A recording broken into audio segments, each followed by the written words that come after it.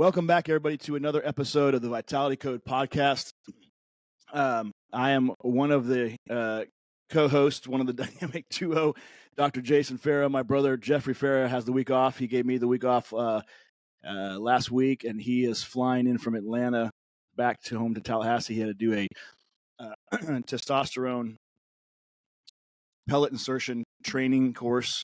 I think it's a pellet insertion and testosterone clinic kind of healthcare setup training, which he as one of the hats, the many hats he wears.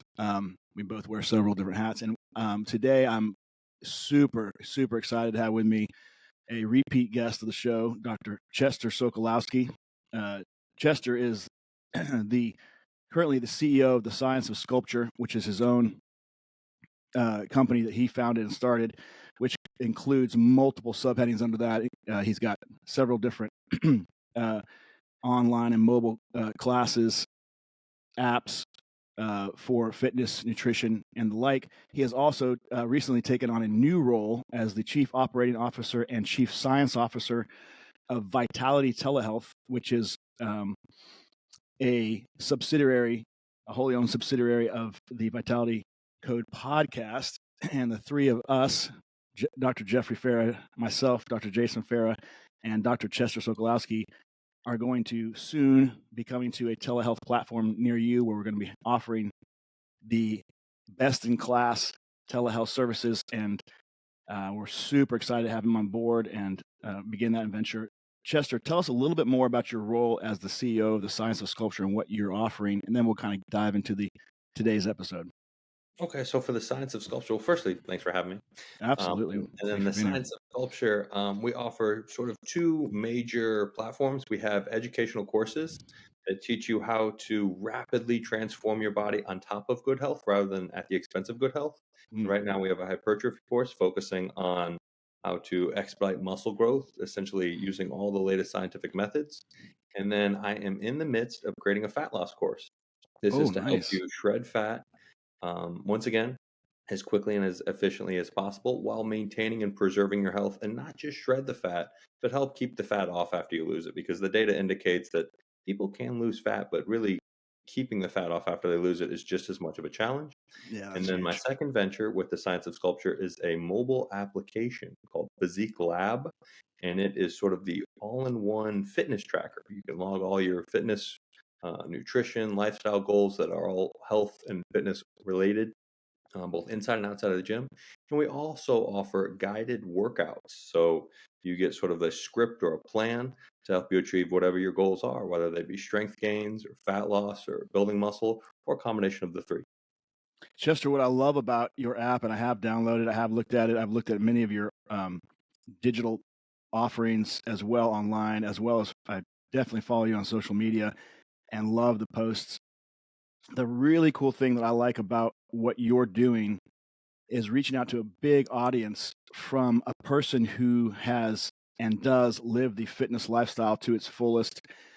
Guys, Chester is nicely dressed today. He's a good looking man. He's one of the face of the operation, thank God. And but if you go on his Instagram, so his IG feed, his Facebook feed, and all his social media feeds, as well as the app, you can see this man is jacked. He is built. So he practices what he preaches and has been doing for so many years. And the best thing about it is it's not bro science. It's not somebody just roided out and just kind of skimping along on youth and excessive hormones. This guy is a PhD. Okay. So you're getting everything from a cutting edge science background in a guy who lives the fitness lifestyle and is as fit as anyone human can be. He tracks his labs, he tracks his health scores, and you can see all that. He's very transparent about that online and on his IG feeds. And if you ever wanted to do things the right way, which we all should be, and you wanted to also get strong, lean, and look good, and do it in a safe, science-backed way, you've got to check Chester's stuff out. I honestly don't know of anything that's out there that's exactly like what you have, or that is backed by so much science. And a guy who's worked at an incredibly high level, is a PhD, worked on NIH grants, worked in various musculoskeletal physiology labs and has the breadth and depth of knowledge that you have. So, guys, you got to get out there and check that. Chester, you recently had a move. You're down there in Florida. Welcome from sunny Florida to not so sunny, but not terrible, South Carolina. Where did you move, and where are you currently located and based out of? So I just moved from Tallahassee, Florida, where I finished my PhD and my postdoc at Florida State University. We're all Seminoles at the well, I'm kind of a diehard Georgia Bulldog, but we all Hey, graduated they're from in different conferences, so you can root for them both, right? because FSU is a little afraid to come to the SEC, but that's a different topic for you. Okay? Can you blame So them? I recently moved from Tallahassee down here to Sarasota, technically Bradenton, in this new little Okay, area kind of north excellent. of Sarasota, and I absolutely love it. Please pardon the background; it kind of looks like I'm filming this in like a prison or a penitentiary with the blank Jailbreak. wall space right there. Um, but soon I'm going to have a feature wall. I've been watching a whole bunch of HGTV, getting real excited. You're getting Um, domesticated, aren't you? Oh yeah, like it's wild. My younger 20s, I would do certain things that, every kind of man would College, do in yeah, their younger 20s. And now you're eyeballing different things. You're not that's really right. eyeballing, women, you're eyeballing like storage cabinets and things I know. like that. It's like, ooh, that's a nice setup. I bet you could like Look store at a that bunch of setup, magazines, baby. cleaning products and That's all that, right. This domesticated would pair house, well with my paint on my walls. Or yeah, it's so funny how things change. kind of organizing your garage and things like that, That's getting right. ready to have like the greenest yard in the neighborhood, the unofficial contest of the suburbs. Very cool. So it's So very are you solo lobo? Are you lone wolf in that house, or is there? So real interesting. So I was moving with I was moving, okay, out of an apartment into a house, and then my parents pitched the idea. They were living in Punta Gorda, which is about an hour south of here. They're like, hey, Yeah. you know, they're always on the hunt for real estate. They've flipped 12 plus houses over their Wow. career. Nice. But they wanted to be closer because we've been further apart with my education, going to Yeah. school, and then being located in various places that were all great distances away, like even an hour. It doesn't sound like much, but when you get super busy and life gets hectic, finding time to see each other is a little bit more challenging, seemingly as you get more and more Oh, busy. for sure. So they wanted to move up to the area, and they were looking to increase house size. So they said, "Hey, we're going to move." So I said, "Cool, let's do it." So they moved, and they sold their house rather quickly, but they didn't have a house to go to. And, well, I currently have Womp roommates. womp I'm womp. not living with my parents. My parents are living with me, so it's a little bit different right That's there. right, folks out there. He is not in his 30s and living with his parents. It's the other Yeah, way around. the old switcheroo, the West The Virginia shuffle. But anyways, West they Virginia just show. they just actually bought a house yesterday. Well, they didn't. They bought a house, but right now it's like a yard, so it's going to be built into a house. So we're going to be roommates for quite a while, Oh boy, oh next boy. couple months. So if you hear any noise in the background, it's It's my moms roommate. and pops, huh? Rummaging around back there. Yeah, quite interesting. But That's cool. yeah, it's nice to be settled. It's nice to have a home, and we're going to have a whole bunch of TLC projects. Starting with this feature wall in my office, it's going to be kind of blacked out like yours with my degrees in the background. Nice, I've been nice. preparing my whole life with a variety of HGTV and magazines and Instagram reels to get design ideas. So And now it I'm comes to excited. fruition. It's Beautiful. also a little bit of like hesitancy because you have Oh, I all these know. ideas and you're thinking, oh my gosh, will that go with that room? Will the upstairs go with the downstairs? It's Um, crazy. you kind of get a little bit of cold feet, if you will, when it's time to pull the trigger, even on something simple like, hey, I what ceiling fan do you want? Well, I don't know. it's decision fatigue. I know it's crazy. Yeah, you're And I don't. overwhelmed with choices and you just Oh wanna yeah, do it right, but you've never done it before, so you're never hesitant done. because That's the key, you don't wanna right? mess up on the design. It's Right. not like exercise and nutrition where I've done, hundreds of transformations. This is designing That's a right. house, which You're doing your whole. I'm a rookie. You're a rookie. Yeah, the fitness and nutrition, exercise science. You've done that your entire life. Now it's something you got to get Struggled with. comfortable with the uncomfortable, my friend. Mhm, mhm. So I'm super excited to have you on board with this new telehealth venture. I think I agree with you. It's much needed. You have a massive passion that um, resonated. You have massive passion for it that resonated with Jeffrey and I. And I think we're all in the same headspace and feeling about this. Um, it's a new thing. when you say telehealth, telemedicine, I think people use those interchangeably. I think telemedicine has been around forever. If you look at it in terms of digitally enabled care, where there's a digital aspect to modern life, just and that echoes or that is mirrored in healthcare as well, getting labs through a portal online and things like that. But when COVID came around in 2019, I saw an interesting statistic that about 8% of people were using telehealth. Now, telehealth means seeing and carrying out healthcare in a digitally enabled way through video conference, and not seeing a doctor online or through a digital medium, rather than seeing a doctor and or allied healthcare staff in person. So at about the 2019-2018 mark, about 8% of Americans are estimated to be availing themselves of that. And that was, COVID was kind of peaking at about that point, or starting to peak. And then now, here we are 5 years later, and I've seen estimates up to 2/3 of Americans have at least engaged in one or more telehealth encounters. That's a massive. And so to me, the questions I have for you, because you were a big proponent of it for a while now, what does telehealth mean to you, and why do you think it's garnered so much attention recently? I come from sort of the fitness background where you have more so athletes. And what I've noticed is you got a lot of primary care physicians, and this is not to discredit any primary care physicians, but you have a lot of primary care physicians, and they're so used to seeing a certain population that when someone a little bit different walks into their clinic, let's say I'm an athlete, and an athlete's naturally going to have an enlarged heart. You're pumping blood. All the resistance training you do, you got a whole bunch of blood pressure. You're pumping that blood. It's kind of remodeling against those arterial walls and such, and the aortic walls and such.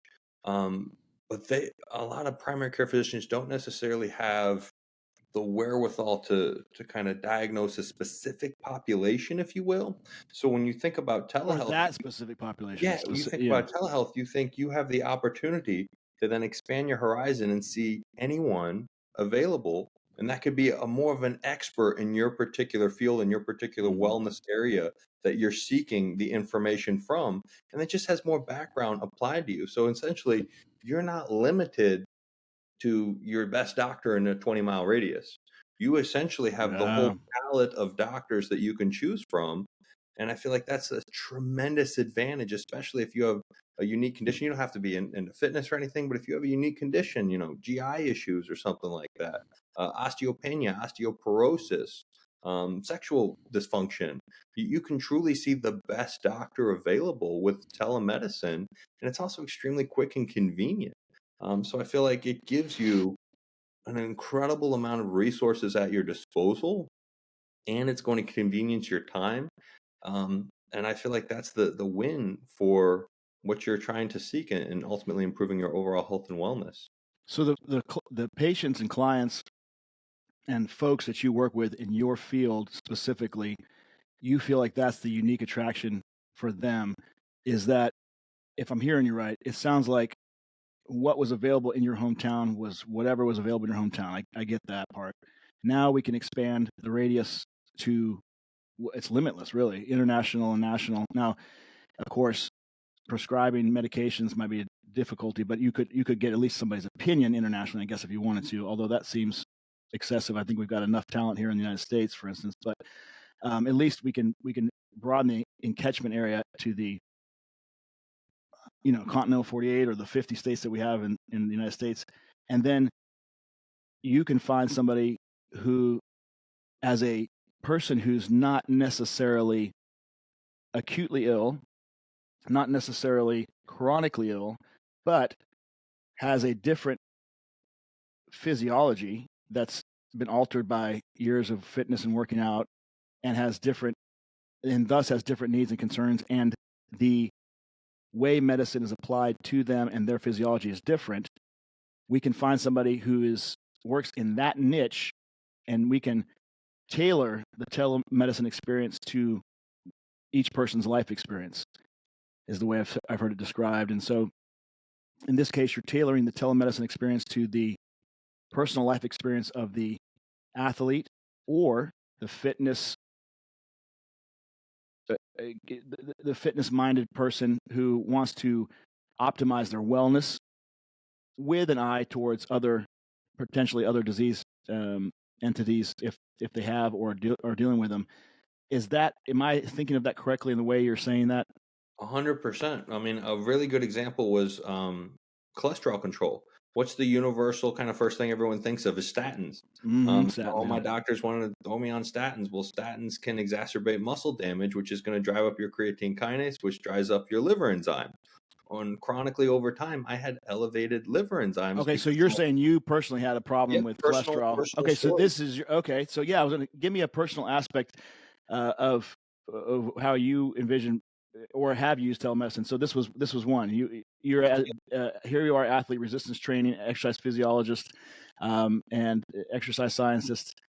You had high cholesterol that you were worried. Was it attached to a high calcium score Yeah, on a yeah. My family, cardiac CT or? hereditary. I hit like what the opposite of the lottery in terms of genetics for arterial, heart diseases, cardiovascular disease. My grandfather had a heart attack at 31.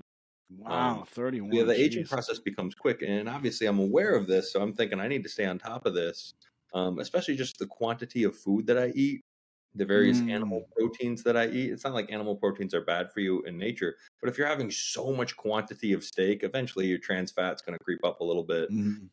And also I've done some, past, steroid use when I was really, really young, which, did not help anything. Um, but anyways, just seeking someone with the personalized medical experience to deliver me not necessarily statins, but an alternative path to lower my LDL and get it within range that would not eventually um, cause my creatine kinase to elevate and then liver enzymes to elevate, which over time is going to tax my liver. So I needed more expertise in that specific realm. And that's unfortunately when I found your brother, because I was going to the various local doctors, um, and they were kind of also not only kind of giving me the one size fits all solution of the statins, but I was also kind of getting lectured a little bit, like, hey, you shouldn't have done that. I'm like, I know, I was young and dumb, back when I was making some stupid decisions about steroid use and such.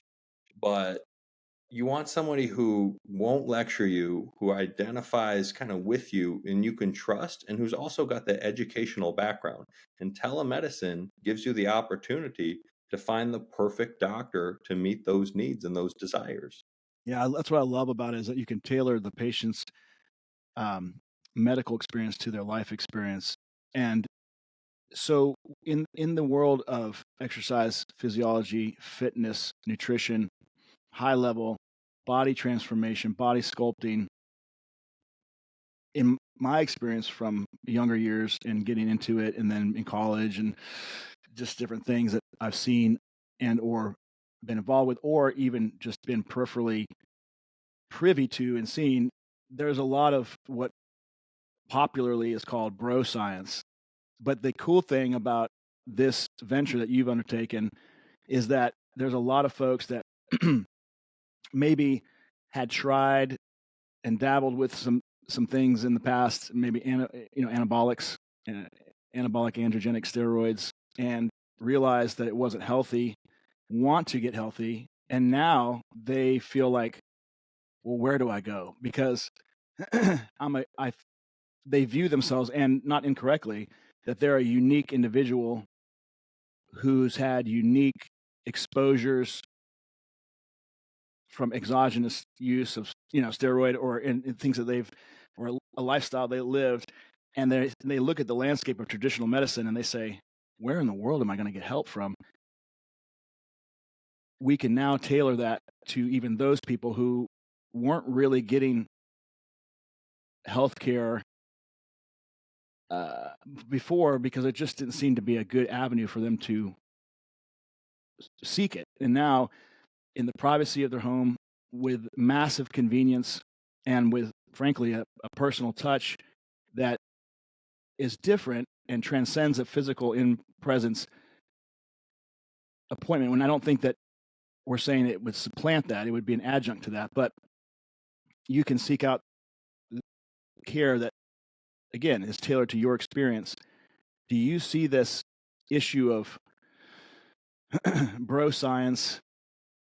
I mean, because you want you ideally you would want somebody. I think too. Let me back up. Do you think that your unique experience, for instance, enables you to reach a population that would otherwise be unreached by traditional medicine? Let me say it that way. Absolutely, because you want a doctor you can trust and who you resonate with. And it's not exactly an easy thing to, let's say, hey, I was in my young 20s using steroids.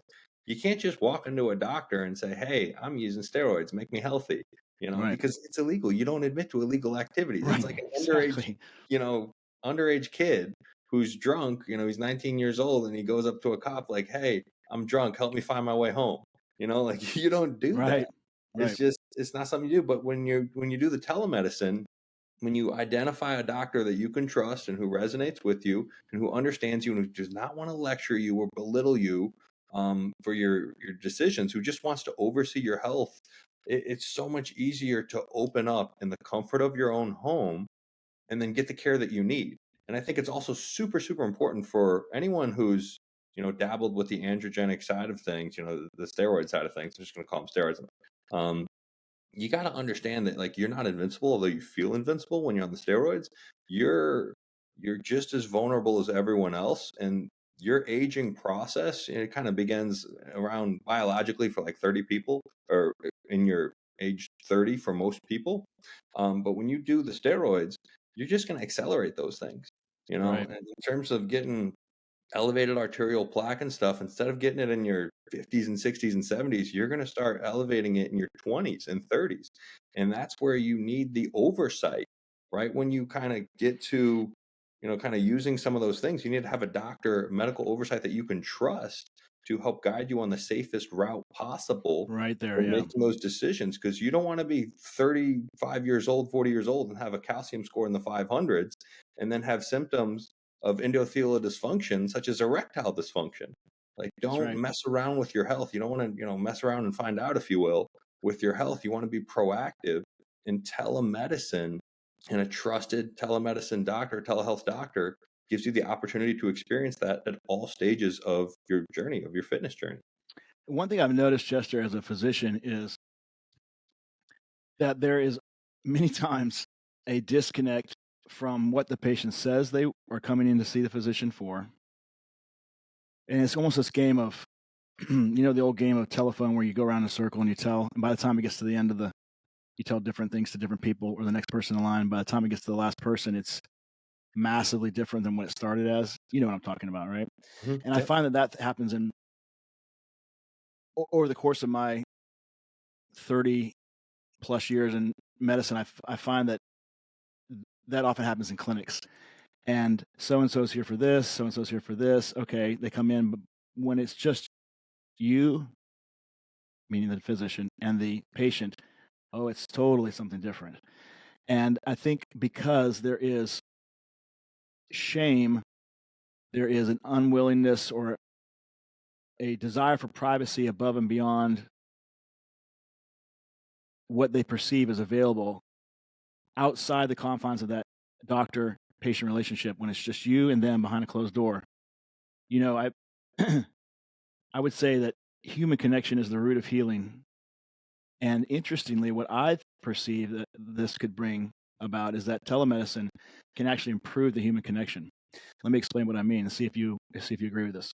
So if you've got a guy who has erectile dysfunction, he's in his 40s, maybe he's got some moderate hypertension, perhaps some vascular, ASCVD.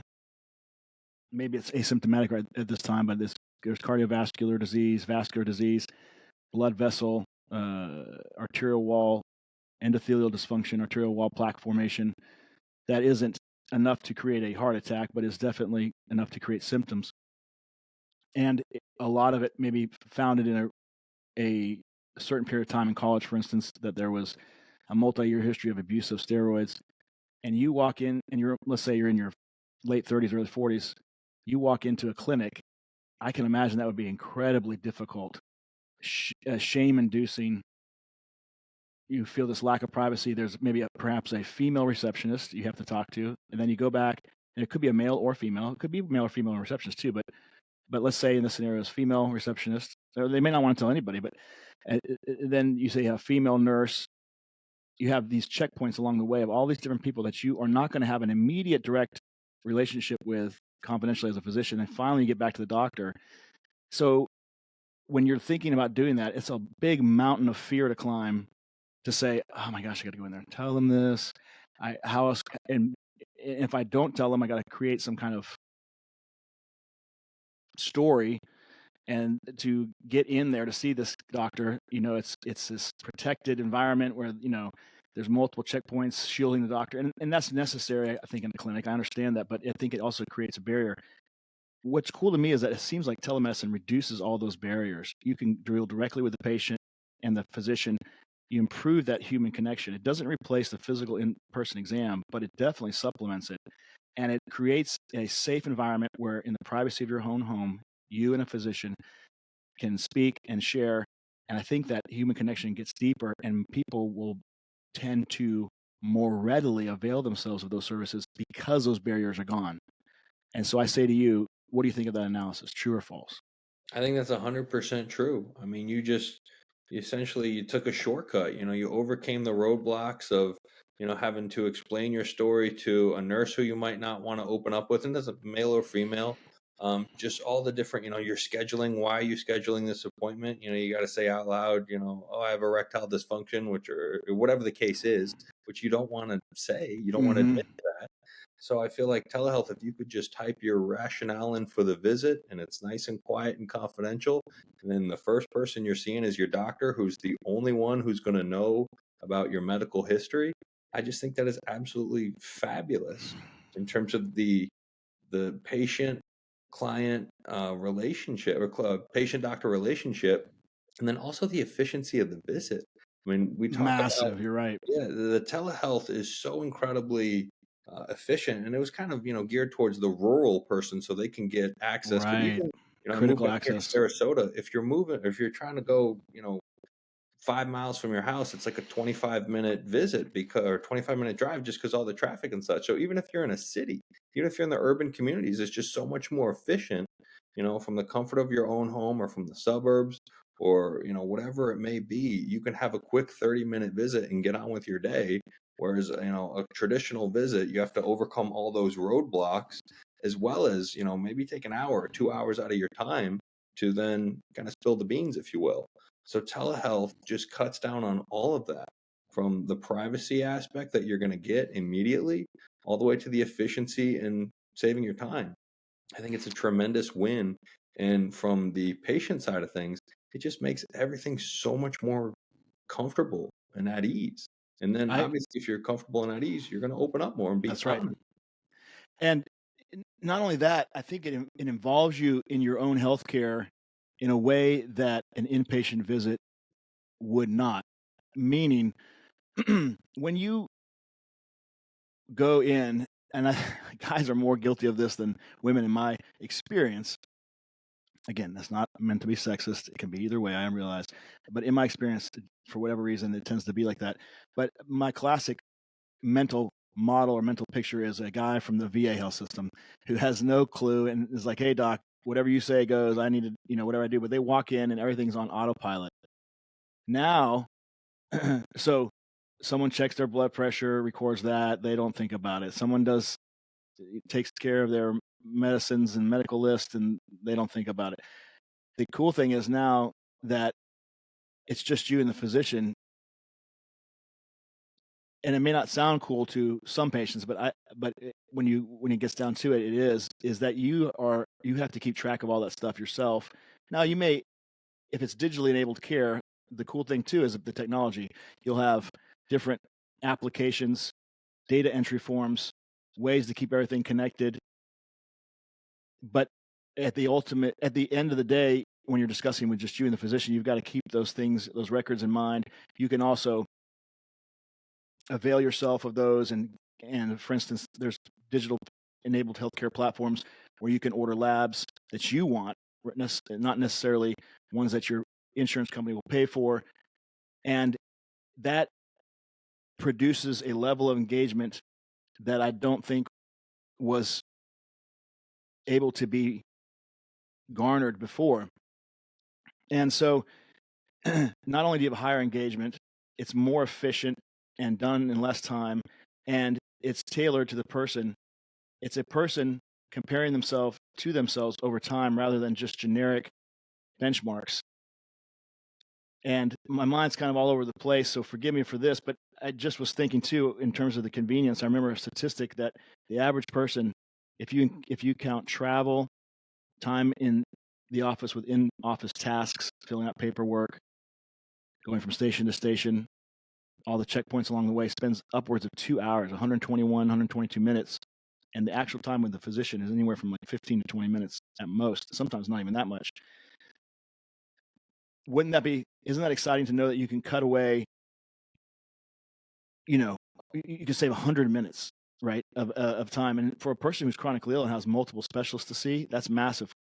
It's 100 minutes at this day and age with how busy we are in the digital era and the digital age and the way society has gotten, and traffic and congestion of roads and infrastructure and different things.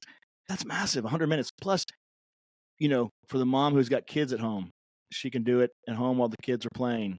For the folks that are working from home, they can do that, continue to work while they're waiting. Waiting becomes less of a problem now that you can continue to do other tasks while you're waiting. Do you see those advantages, and what do you have to say about that? I agree 100%. You also kind of touched on a digital footprint. I have my app Mm-hmm. Physique Lab, and a big part of transforming your body and a big part of that app is recording data and then looking at your Yes, data and seeing what works best for you. So how often do you go into a clinic in person and they take your blood pressure and then okay, and you forget about it? that's You know, right. you're That's not right. you're not cognizantly aware of what that is. However, if you kind of logging on to a computer sort of in the digital telehealth to connect, with one of your uh, digital softwares to connect with your telehealth physician. You're Mm-hmm. on a computer and you can obviously see your physician, but you also like graphs and charts of your data. So you kind of in the mindset to track your own data over time. So it's like, wow, in the year 2021, I wasn't doing so hot, but in the year 2022, I started to improve. What did I start doing in 2022? Right. You can start proactively thinking about your behaviors and your lifestyle, and then engage with a doctor, and not just medications but whole lifestyle interventions to really put you on the best track. So ultimately with the telehealth, you're kind of getting this little bonus of you're logging on the computer and you're having all this data available at your disposal that you really would not keep track of in person. It's not like you're keeping your blood pressure or oxygen saturation Right. or any of those little measurements. You're not like writing those down and recording them in your head when you do the in-person visits, but you could keep track of your lab work. You're on the online portals, you're interacting, you're seeing your data graphically and in tables change over time. And then you're just going to be more proactive about your health. You're like, ooh, that changed. That looks good. I'm going to keep doing that. Or like, wow, that was not so good. And then what was I doing then? And I'm going to cut out that junk behavior. That's kind of how it works Right. with the fitness lifestyle. And you're kind of getting that automatically just by using your computer and getting access Yes. to these platforms with the telehealth software. You have You data. and your doctor, and the Oh, yeah. and the healthcare team are bringing a peripheral brain to the visit. Like digitally enabled healthcare is just that. It's enabling healthcare to be something more than what it otherwise would be. And your example was just so perfect, and it really resonated with me because to try to keep all that information in your brain, or I see people come in the office with like bits of paper and they're all shuffling, they're trying to, and I would be the same way. I'm not criticizing those people. It's hard to keep all that together. Now you've got one central location that then here's the enabled part, right? So you're enabling it for data. So collate the data, store the data, present the data on a screen. Like we're on a split screen right now is what I see, and I'm assuming you see the same thing. We can have the physician on one side, your data on the other side, instead of a physician's back to you in the clinic, right? Looking at x-rays and charts. And I know that it has to be a disease process or a certain aspect of healthcare that's amenable to this, and you don't need an immediate physical exam like a certain, what comes to mind as a trauma surgeon is trauma and things like that. But for the majority of large population sets that are incurring massive amounts of chronic or acute illnesses like blood pressure, diabetes are really amenable to this. Hormone hormones and fitness and wellness are amenable to this. But yeah, tracking yourself over time, enabled by technology that you would otherwise not be able to do, is massive. You can see those trends in real time. It gives credence. Instead of a doctor saying, you just need to do this, you need to do this, you can now look at the data yourself about yourself, and he or she is saying that, and you can see the evidence right there in real time that they tracked, collated, and now presenting to you. It's undeniable. It's not somebody's opinion.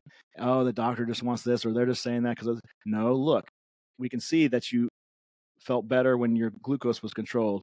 We can see the outcomes were better when your blood pressure was controlled. And here's the data.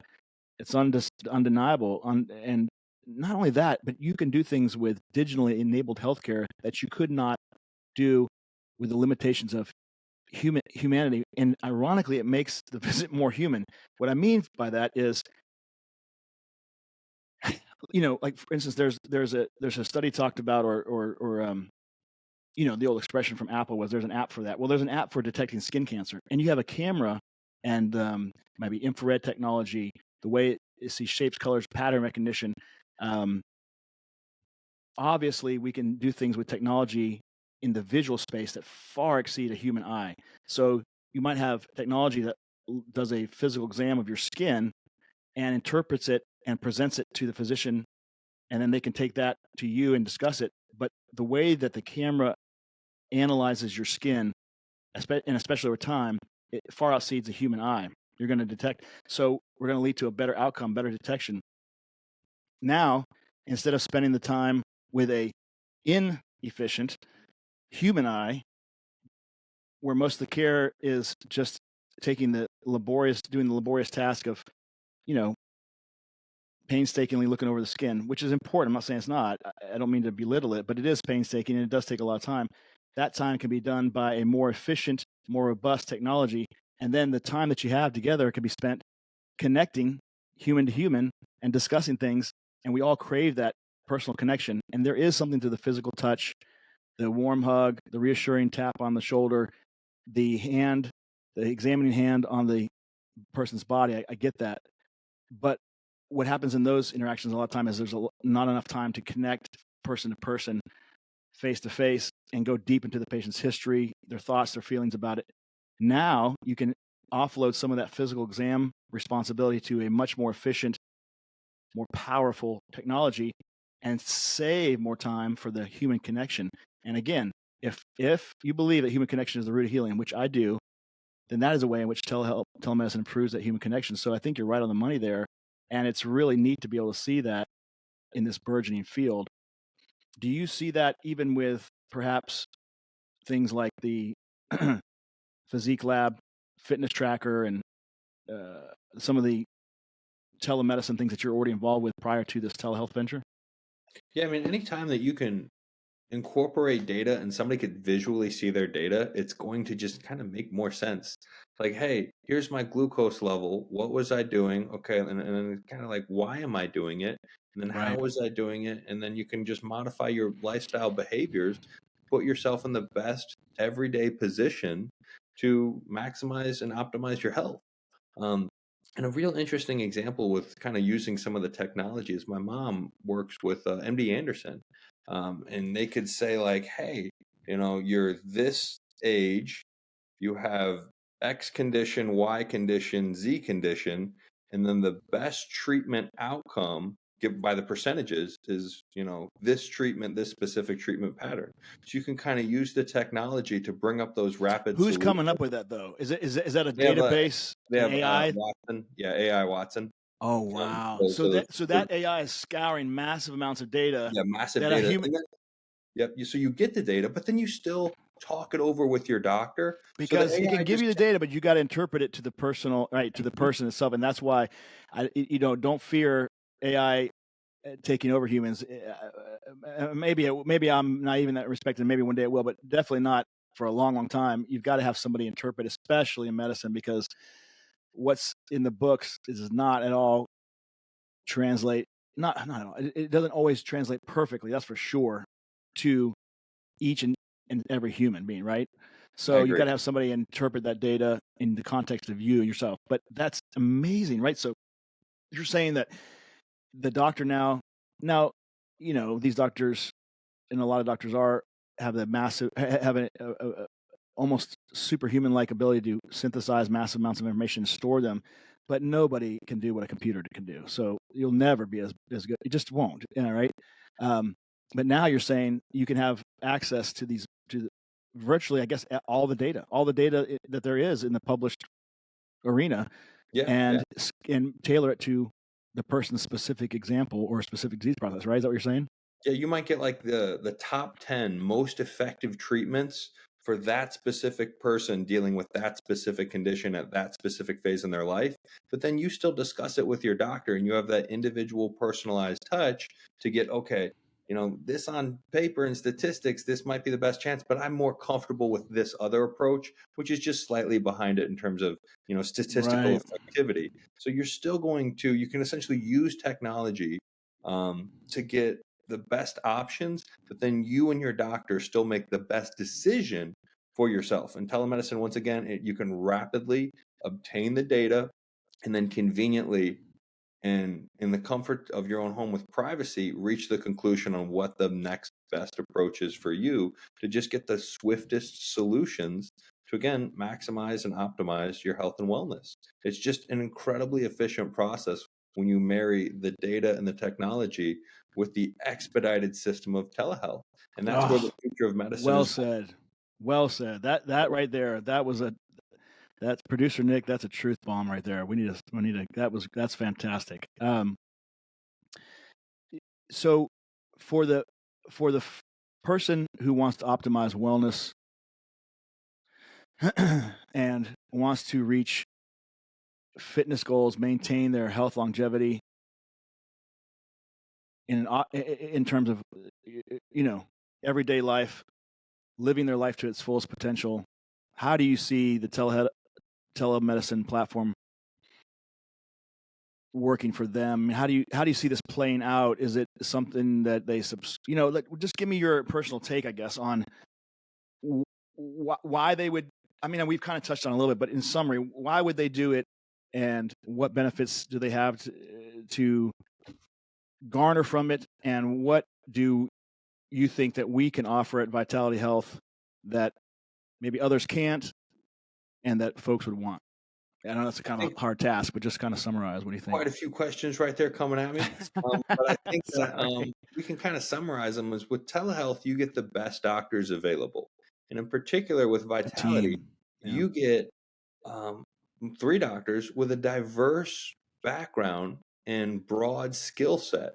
So you're not just going to go to your best doctor within your 20-mile radius in person. You're going to have access to the best team of doctors with various skills, various backgrounds, and diverse training that can interpret your whole lifestyle, not just medications, but nutrition and fitness, the exercise realm, the stress management realm, the psychological realm. And we can incorporate all that and then give you the best solution to succeed. We consider all your goals, your entire lifestyle, your schedule, and we can build a plan that works best for you. And that's the advantage that you get with Vitality in particular from a telehealth standpoint that you're just not going to find with one other telehealth clinics who might give you one doctor that's kind of in and out real quick. Instead, with Vitality, you get a team of doctors, or your local doctor who just might not have the skill set to deal with your specific condition. They're not a specialist in that area. They might not know a whole bunch about nutrition or exercise or some of the latest medications or some of the latest peptides that you can take advantage of. Whereas Vitality, you're going to get that. And that's so important if you want to improve your health in the fastest time period possible. And that should be your goal. Every single day is precious. You should take advantage of it. We don't just want to add years to your life, but we want to add life to your years. We want to instill vigor. Absolutely, I agree. Who is Vitality Health right for, and who is it not? Is there anybody it's not right for? I would say it's right for anyone who's seeking to rapidly sort of take advantage of every single day to sort of live their life with a whole bunch of purpose and energy and vim and vigor and strength. That's our goal. If you want to essentially just be on top of your game 24/7 and really feel energized to do life, Again, you don't have to be sick or anything. You just want to optimize what you have. You want to Live to your fullest potential, yeah, you right? want to fill your purpose. Right. That's who vitality is meant for. Mm. And I feel like that's a broad range. You could start that in your 20s. You can go till you're, over 100 years old. We can have a diverse range of clients as long as you're passionate about living. You can definitely benefit from our services. Absolutely. And as long as you've got a computer and an internet connection, which everybody in this day and age essentially should, then that's all you really need. So where can people connect?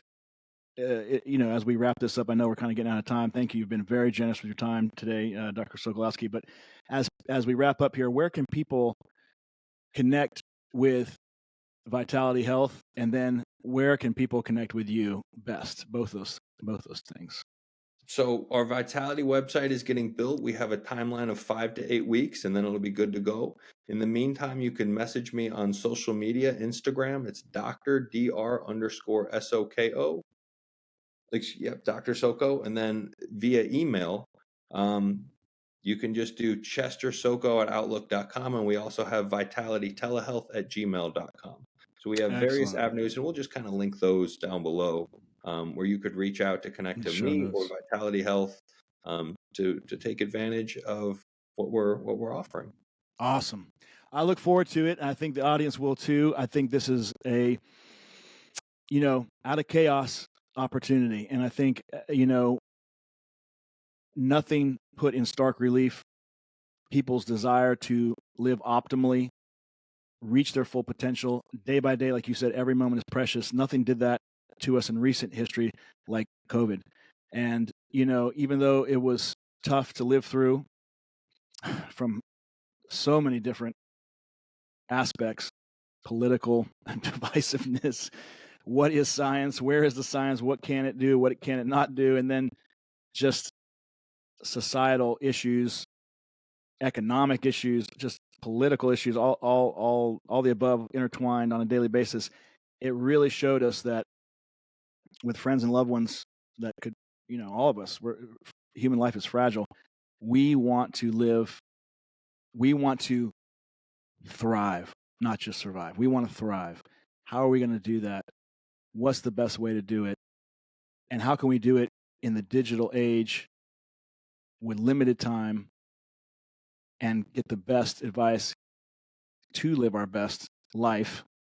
Well, turns out the very thing that it kind of put into stark relief is the very thing it also showed us some solutions to treat, and that is telemedicine kind of helping to solve some of those issues. And I really look forward to this venture and how we can help people on a daily basis. And it's a pleasure and an honor, my friend, to be here with you today. And I look forward to more updates about this as we continue. Chester, it's been great. Thank you very much. And we'll see you next time, my man. Thank you. I look All forward right. to it.